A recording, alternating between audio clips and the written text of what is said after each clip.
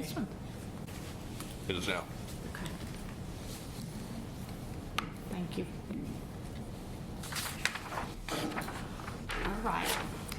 I was saying that we have 2 new potential meeting locations in Giddings, Texas, the city of Giddings Chamber meeting space, and the Giddings County Courthouse, the top floor. Is there any discussion, questions, both in Giddings, Texas? If not, would someone care to make a motion to approve this resolution? So moved. I'll second it. So we have a motion, a second, on the resolution designating locations for meetings and public hearings for the Board of Directors in Giddings, Texas, the City Council chambers, and the County Courthouse. Any other comments? All in favor? Aye. Any opposed? Motion carries.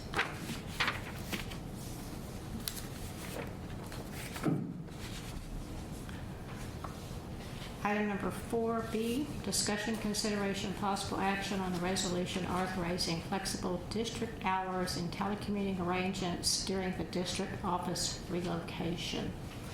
The resolution was provided to us in your packet. However, I have some suggested changes I'd like to read because the policy, the resolution, the agenda item includes the office hours, but the resolution pretty much just talks about the telecommuting policy.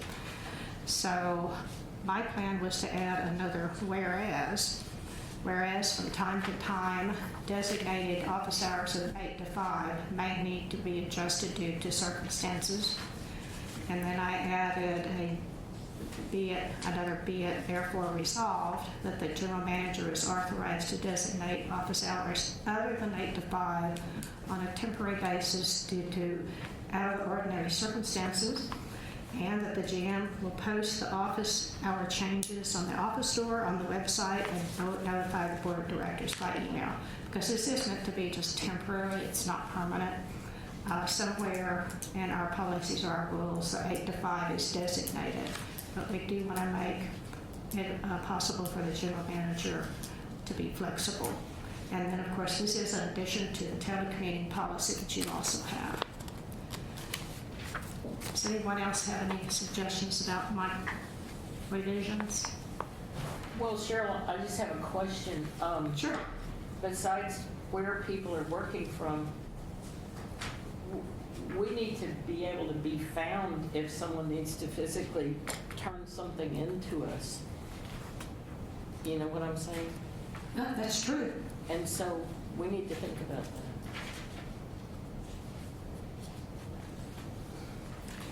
that.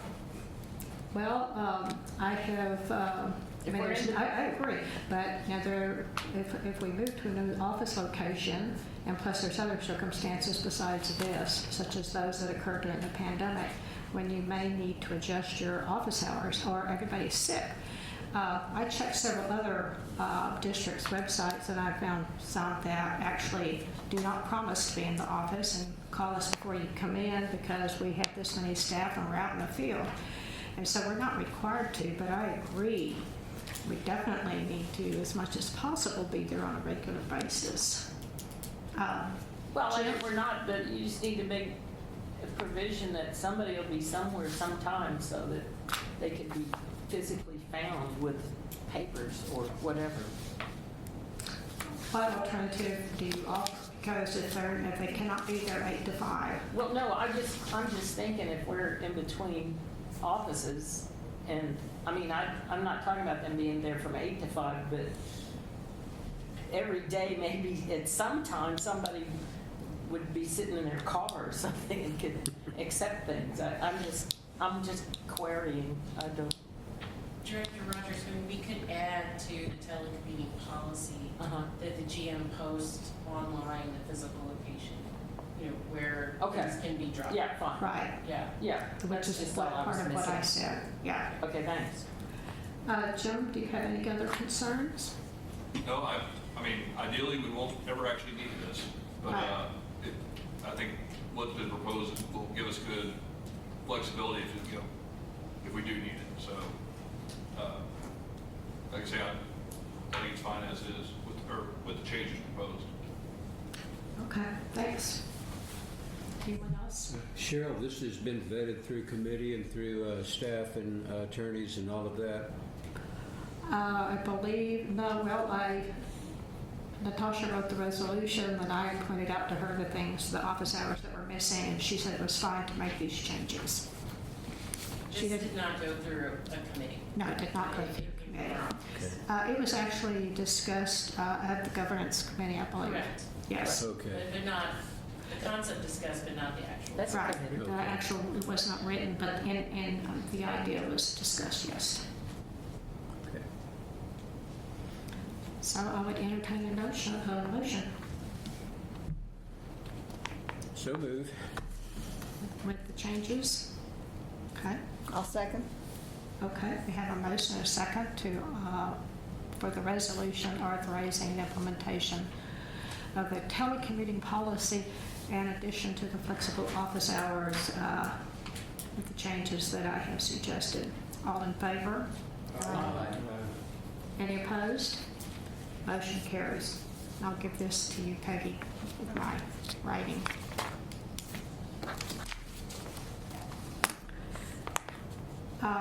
Item number 4C, discussion, consideration, and possible action on purchase or lease of real property improvements for the district office in Giddings, Texas. I do believe that we have some information that was provided to the board that we need to discuss through executive session. I also understand that we have a report coming from our attorneys on LCRA matter. So I'm going to suggest that we go into executive session on both matters. So executive session of the board pursuant to Texas Government Code Section 551.072 and 551.071 or any closed session permitted by law on item related to the purchase, lease, or value of property, and to seek advice on our attorneys on LCRA versus Lost Pines Groundwater Conservation District, cause number 2130-335, Patrick County District Court. So we are adjourning to executive session at 7:20 p.m. I think you guys can stay here because I think we have a place next door. Are we going to need a motion I don't think we're taking a motion. I think there was a... other than authorizing the attorneys to move forward? I don't know. Maybe you better ask Natasha. I don't think there was anything. I don't think there was anything that had to be done. I'll ask her. Okay.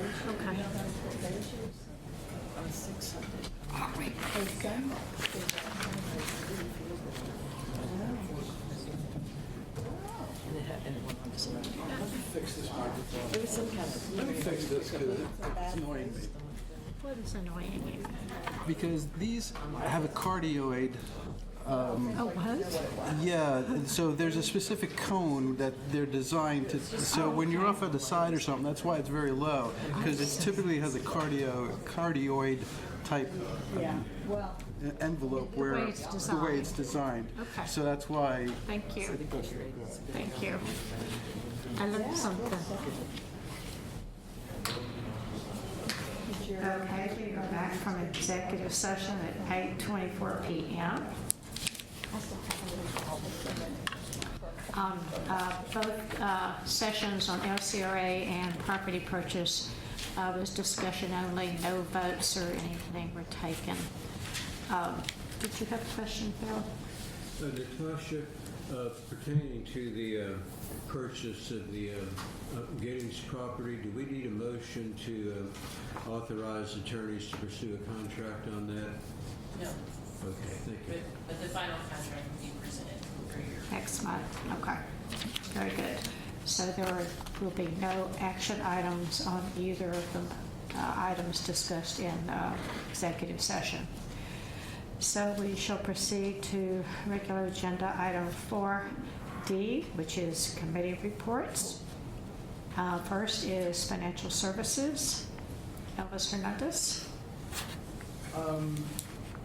There is no new update. We did not meet last month, but the goal is that after the Thanksgiving holidays, for the financial committee to meet to finalize the proposed budget for 2023. And I know there's an upcoming agenda item on that topic, so I'll just leave it at that, and we can talk more when that topic arises. Okay. But the goal is to finalize the budget at the next financial committee for a board vote in December. Thank you. Governance Committee, one thing I have to report is that the stakeholder group had their last meeting on November the 3rd, and they have recommendations for the Lee County Carrizo Aquifer Groundwater Management Zone. They actually have a proposed rule and proposed recommendations both, and they will be presented to the board at our December meeting by Carrie Thompson. I also, Governance Committee also works with Greg Ellis on our legislative initiatives, and so Greg is going to, in the Governance Committee report to us about the legislature. Good evening. The legislature is almost completely set now. We still have a few races that are being counted. The Senate is going to be heavily Republican with at least 19 Republicans, potentially 20. It doesn't look like it. The Democrat down in the Valley race replacing Eddie Lucio Jr. is leaning toward the Democrat by a few hundred votes last time I checked. But they've counted 99.9% of all the votes there, so we're just waiting on the final determination. So I think it's going to be 19 Republicans out of the 31 senators. The House is about the same as it was last time, a little bit more Republican. I think they're 86 and 64. 86 Republican and 64 Democrats. The Speaker does have an opponent. Tony Tinderholt, a Republican, has announced he's running for Speaker because he doesn't think that the time-honored tradition of appointing members of both parties to chairmanship should be followed. He thinks the Republicans control, and only Republicans should serve as chairs. I don't think it's going to get very far. I think it's a quixotic attack on the Speaker. And so I expect the Speaker to be reelected, so we're going to have the same top three people as we did last time. That probably means we're going to continue to see Senator Perry as the chair of the Water, Ag, and Rural Affairs Committee, or the WAR Committee as he calls it. And we're also probably going to have Tracy King back as chairman of the House Natural Resources Committee. Now those probabilities are not certain by any stretch. There's going to be a lot of discussion about who gets what chairmanships in the House, especially. More likely the Senate is going to be Perry. I feel pretty strongly he's going to be king of the House, but it could always change. Depending on what everybody asks for and who's made the Speaker mad and who hasn't. So that's I don't think Tracy's done anything to make, or Chairman King's done anything to make the Speaker mad. So I think he'll get his choice of committees. The House Committee had its meeting, I guess at the end of August. Took a lot of testimony, and the Senate Committee met today, started at 10 o'clock this morning, and ended shortly after about 3:30 this afternoon. A lot of that testimony today was about us. It was about Lee County, about the Vista Ridge Pipeline. They invited, and I'd say the invited testimony speaks for pretty much as long as they want to until the chairman tells them they need to wrap it up. Public testimony gets 2 minutes. So they invited Gary Westbrook and Alan Day of the Post Oak Savannah GCD and the Brazos Valley GCD to present their testimony on how they're handling things. Alan Day did a full explanation of I can't remember the name of the company that has the permit, but it's almost 50,000, very close to 50,000 acre feet. They don't have an export permit because they have no idea where they're going to ship that water to. They don't have a customer, they don't have a contract. They have no idea where that water is going to go to. But because their permits are issued on a pretty close to a pure correlative basis, historic use plus correlative rights, those correlative permits are granted regardless of whether or not you have any beneficial use you can prove up on the permit. You have to agree to put it to a beneficial use, obviously, and you have to do so without waste, and have a drought plan, have a conservation plan. But they will get you the permit for whatever, then you can go shopping to whomever you want to shop to. So it could be going to Oklahoma or Louisiana or Austin or wherever. The Post Oak Savannah testimony was a pretty good explanation of how the aquifer works. The drawings were very simplistic and kind of cartoon-like, which frankly, when I give a presentation like that, mine are too. But it did explain how we're talking about pressure in the aquifer dropping, not the actual amount of water leaving. So people say, you know, you've taken my water out from my property. The property has the same amount of water it had before, less a few feet of column diameter of pressure that's dropped it down a little bit lower than it was before. And a little bit could mean, I guess in these cases, we talk people saying their wells have dropped 145 feet since the Vista Ridge pipeline began operation. There was one, and I'm sorry I can't remember his name because I thought I had it, but nobody can recognize his name. I'm going to have to look it up when they get the minutes out. There was one hydrogeologist that testified and said, you know, without any evidence whatsoever, you're all just surmising that this is caused by the Vista Ridge pipeline, and you know, there's no due process here for them. They're just being, you know, kicked around, being the bad guys here when you haven't done any kind of modeling or studies to see if they're really the problem. Senator Perry kind of jumped all over him and said it was pretty disingenuous of him to say that, since the only thing that changed, the only variable that changed between 20 years of pumping with no drawdown more than a foot to 145 feet of drawdown is that the Vista Ridge pipeline had begun operations. So it's pretty clear what the problem was based on that. So Senator Perry's obviously made up his mind. Senator Perry talked a lot about property rights, about the need to make sure people are made whole. He specifically asked about why we had started a program to compensate people for having to lower their pumps and then had stopped it. We weren't invited to testify, so we weren't there to answer that question. I did text that answer to several of the staffers who were there, but I didn't hear any of them report that to the committee. When we submit written testimony, that answer will certainly be a part of that written testimony. Senator Cole, of course, asked a lot of good questions and suggested that there need to be some additional safeguards. Senator Eckhart even chimed in, even after having said, I currently represent Bastrop, but as of January, I won't anymore. I'll be entirely in the urban area of Travis County, and entirely in the area that's looking for more water. But maybe we should put more restrictions or higher fees on these export projects. So we'll see what they actually do with all of this, what the recommendations are that come out of the committee. But they are singing a very different tune now than they were, say, 6 years ago. And I know Senator Colcore still wants to carry a local bill for us to help us alleviate the problems that are current in Lee County. So let me tell you that part of the problem is there is a constitutional provision, it's Article 3, Section 52, that says you cannot use public funds for private benefit. And the fact that you have two neighboring districts that are doing exactly that doesn't change the fact that that's what the Constitution says. So in order to justify any payment, there has to be a public benefit to doing so. Now, the one we came up with originally, and this was Natasha's idea, I think, originally, was to have turn those wells into monitor wells. We were paying for the privilege of using them as monitor wells. And I think Post Oak Savannah does something very similar to that. Yes. Yeah, I stole that from someone. Yeah. Okay.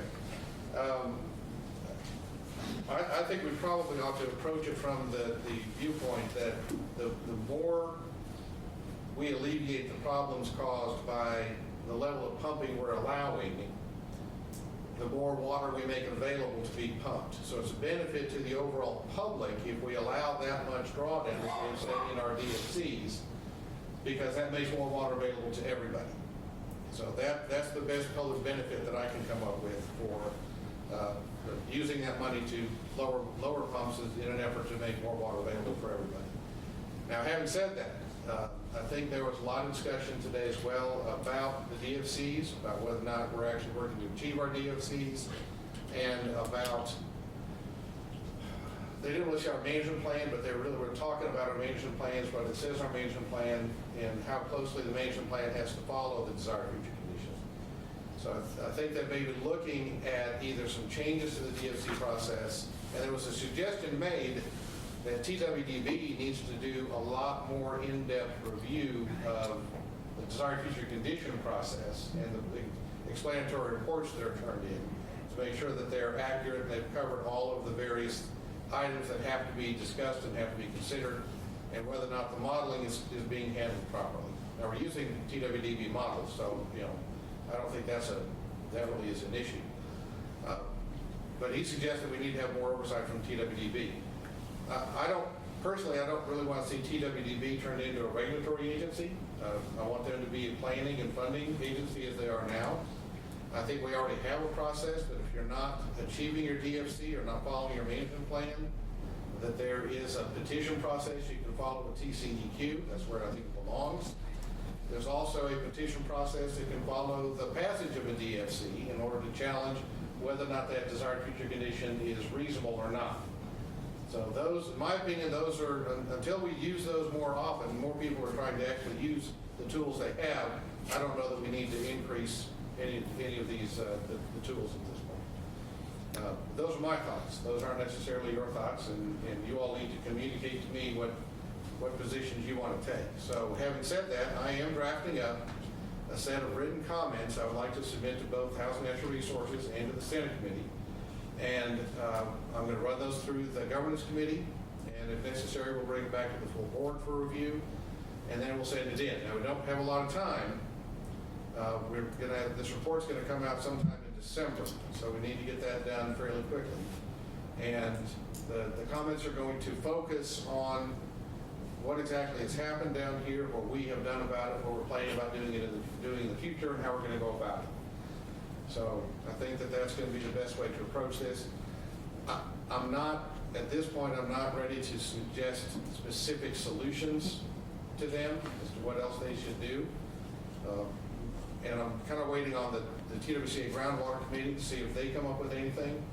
I'll be meeting with them all day tomorrow, and we're going to be going over all of the various issues that they've been reviewing over the last 6 months, and the subcommittee reports coming out of that. Sometime later, probably another week or 10 days later, they're going to put out an internet poll, and we're going to actually vote on the issues, and we'll see which ones we reach a consensus level of support for to pursue.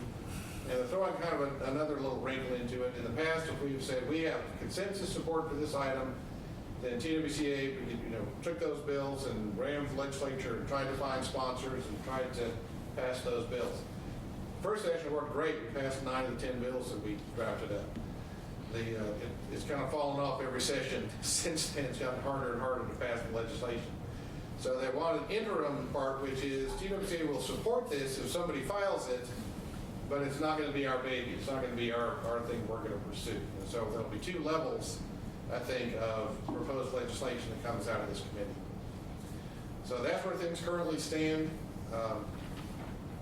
Greg, could you say a little bit? They talked about, well, first of all, Andy Weir and Nancy McKee and Michael Roscoe, 3 people on our stakeholder group, testified today and did an excellent job. And one of the things they talked about, that Nancy talked about, was waste. And Greg, do you anticipate that your comments that you're writing up are going to include the concerns about waste? Yes. Good. And TWCA is not going to take a vote on taking a position on that issue, but instead is preparing a white paper explanation of all the various positions on that issue that we can present to the legislature. My position is pretty clear. Yeah. I think that, and there was another part of the discussion was we need to use more aquifer storage and recovery. We need to get more recharge into aquifers. And there was discussion, of course, about produced water, which is the groundwater that is produced along with oil and gas production, which obviously is pretty nasty water. They're talking about finding ways to economically clean it up and make some of that available as a freshwater source for irrigation, if nothing else. And there was a long discussion about making sure we don't end up polluting surface water or aquifers with any of that water. And Senator Perry made a comment about everybody's opposed to putting dirty water in clean water in order to keep it, we don't want that pollution to occur. I would add to that, we don't want to put clean water into dirty water, ruining the clean water. So hopefully he'll see both sides of that coin. Gary Westbrook said that they were looking into ASR, and I thought, well, that's great. The city of Austin can go right there. Because he actually said today that they were actually looking at, inviting people to do ASR projects in their district to help replace some of the water that's been pumped out, if you can believe. And he did mention the program, which is already underway. I didn't realize that they had made some purchases with this. They're essentially buying, the best way to describe it is a conservation easement of the groundwater estate. Right. Where they're paying people not to get a permit and not to sell their water to anybody else that will get a permit. Yep. Now, they're not paying what the marketer will pay, and I'm not sure how enforceable this is. But that's a good example of using public money for a public benefit. Yeah. Even though it's going to a private individual, you're making the whole aquifer better off for everybody by making sure that that individual doesn't sell or pump that water. So conservation easements have been upheld in the past, whether they're for land or whatever. Typically, they're buying land, but they could also be used to pay for groundwater estates, I think. Yeah, we have talked about that. A few of us have as well. They budgeted $1 million for that program alone. Right. $1 million a year. When you're collecting Yep, export fees, exactly.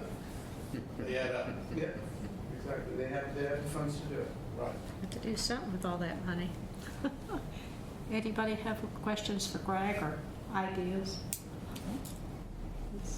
Okay, look for the written comments going to governance committee, and I hope to be distributed to the rest of, at least distribute to the rest of the board after that, and then on to the legislators. Very good. Thank you, Okay. Greg. Thanks, Greg. Okay, next we have a report from the infrastructure committee. The infrastructure committee, we haven't had any called meetings in some time. We have, all our members have been involved in the buying the, looking at and working on buying the Giddings property.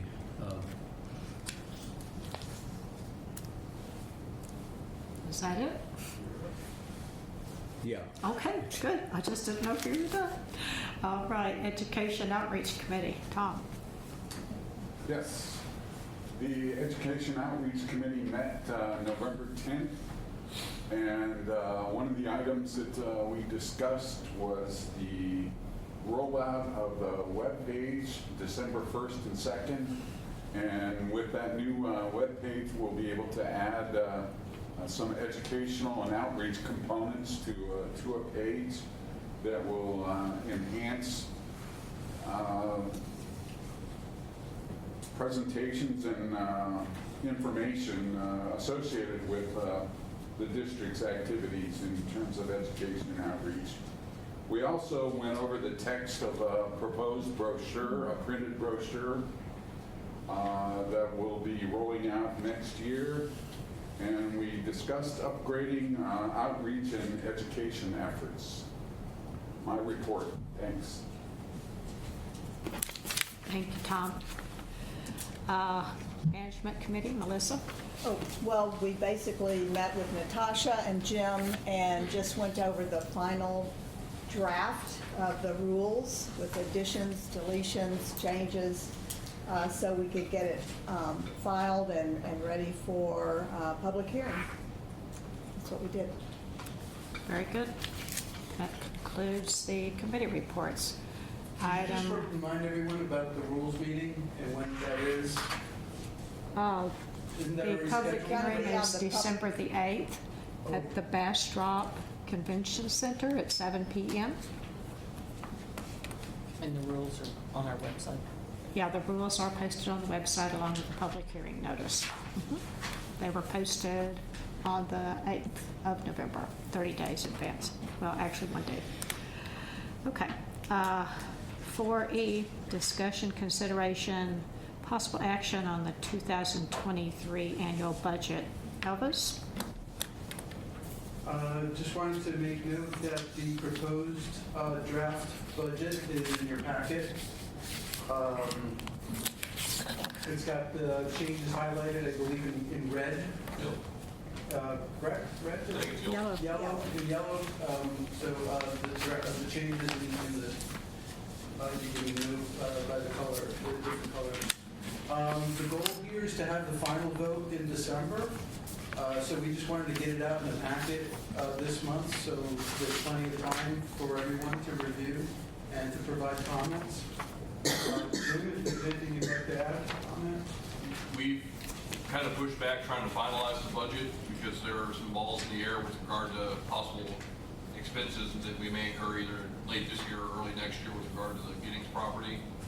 So rather than trying to rush through and set a budget and have it ready this month, we thought it'd be better to kind of push that until December. We normally try to have the budget approved by November, but for this year, we just wanted to push it back a little bit and give us that margin of error to see if we need to factor in some of those additional costs. But I think all the changes are pretty clearly explained and laid out. But obviously, if you have questions, feel free to contact me. I'm happy to talk through all the modifications that have been made. So I believe the revenues go up a little bit due to some additional permits coming online. Permits that were issued this year. Permits that were issued this year, so there's a little bit of additional revenue. And also there's a little bit more for the education and outreach budget. We've added some additional dollars there. So yeah, just take a look. The financial committee, I'll schedule something with Mr. Samani and Mr. Sherrill, hopefully after Thanksgiving, for the financial committee to finalize and review that budget. And the goal is for the board to vote on the final budget in December board meeting. I will add one last thing, and we'll move on. There are two items on the budget that are not taken from direct revenue, but that are budgeted as being coming from the district savings. And that would be the money set aside for cost sharing on grants, if we receive any federal grants next year. Rather than allocating hard money, we decided to pull that from the district savings. Additionally, the same thing, if we do decide to purchase a truck for the district, that money will not be coming directly from revenue, but will instead be coming out of savings. So those two items are there, but they do not factor into the cost versus annual revenue. We anticipate pulling that money from the district savings. So if you total it up, the numbers aren't going to match up exactly, but those are both noted as coming from technical. And I think we're going to do the same thing for the purchase of the property. That will also just come straight out of savings. Yes, sir, most likely. Board members, do you have questions? If not, we'll move on. Item number 4F, General Manager's Report. Jim, Mr. Tottenham. Thank you, Madam President, members of the board, and realizing I'm the last item between us and the sub-2-hour meeting, I'm going to try and go quickly.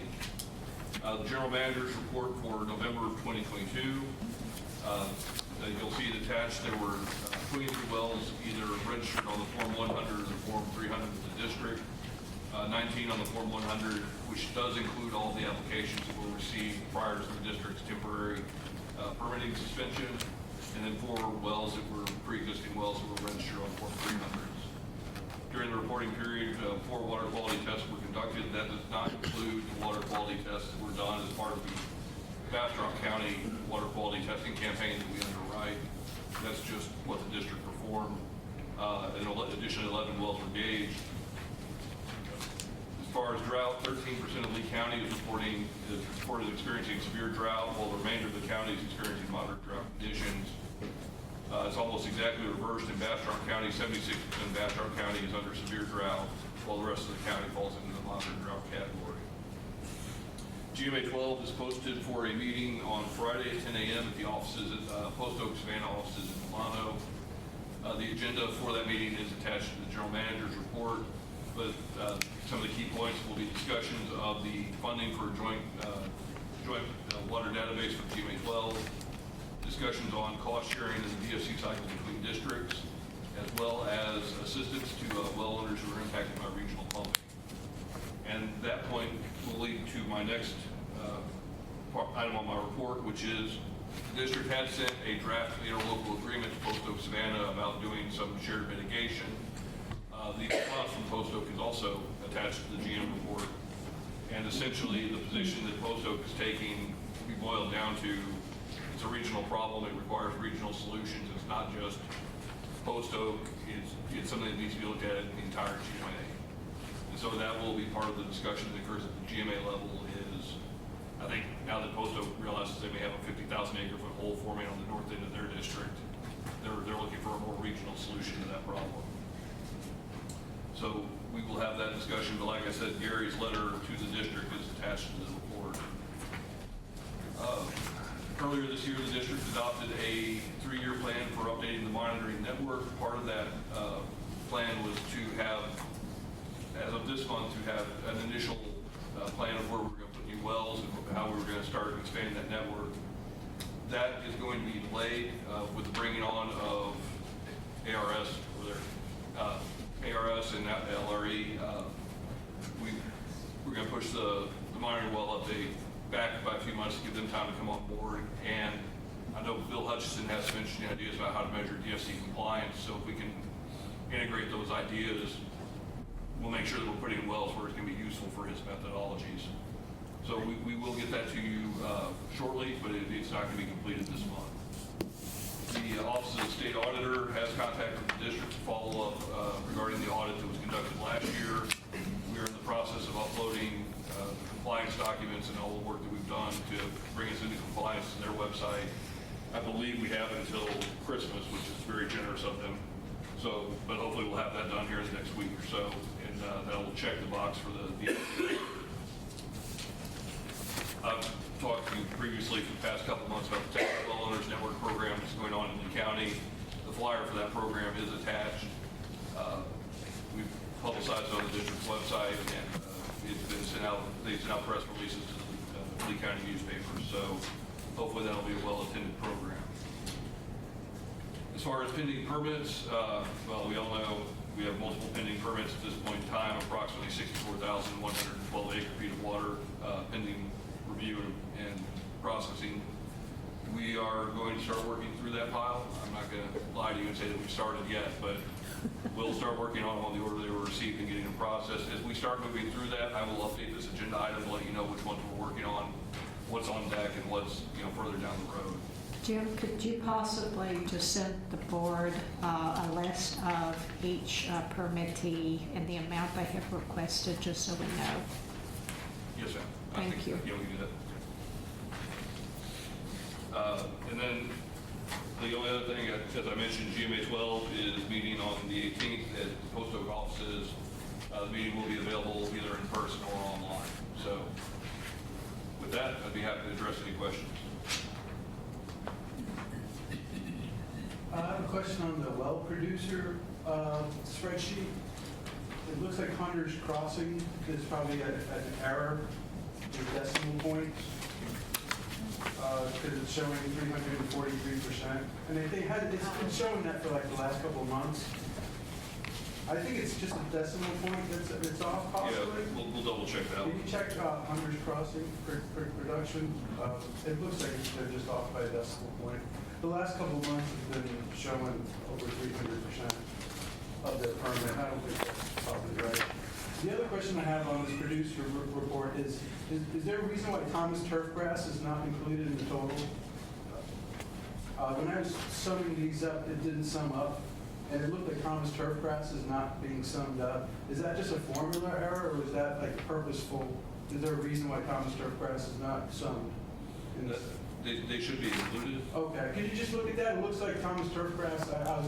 I actually started back in January, and it looks like all the way going back to January, at least. I want to say we went back and checked those a few months ago because Mr. Weir brought up an issue. Right. And Yeah, I went and I did. yeah, but I thought Thomas was in there at that point, but. I think it's still out. Okay. If you can just check that. Thank you. Anyone else have any questions for Mr. Totten? No? All right. Thank you, Mr. Totten. Item G is announcements. I have none. Does anyone else? If not, date and location of our next meeting. Since we did approve the 2 locations in Giddings, we are reserved for the Giddings City Council chambers for our meeting on December the 14th at 7 p.m.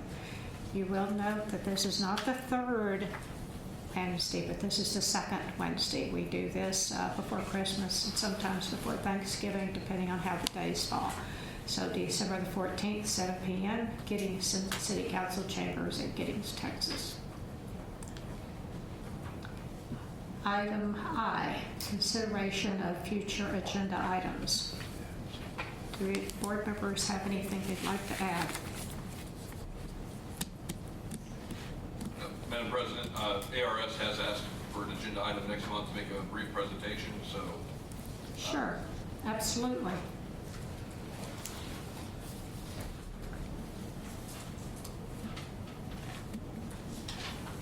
Anyone else? If not, we stand adjourned at 8:56 p.m. Thank you very much.